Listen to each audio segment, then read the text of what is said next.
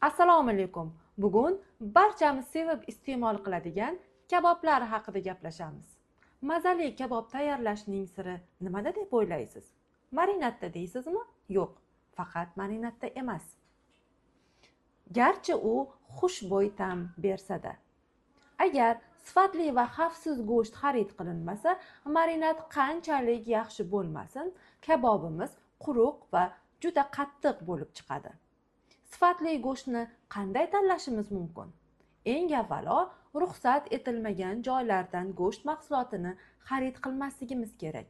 Ya'ni yo'l yoqalari va avtomobillarda sotilgan go'shtlarni xarid qilmaslik kerak. Sababi ularda maxsus hujjatlar bo'lmaydi.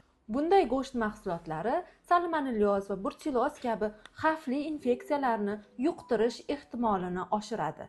Shu o'rinda savol tug'iladi. Yaxlatilgan go'shtdan kabob tayyorlash mumkinmi? Yo'q, yaxlatilgan go'sht kabobga to'g'ri kelmaydi. Chunki u o'z tuzilishini yo'qotadi, yumshoq va bo'sh bo'lib qoladi.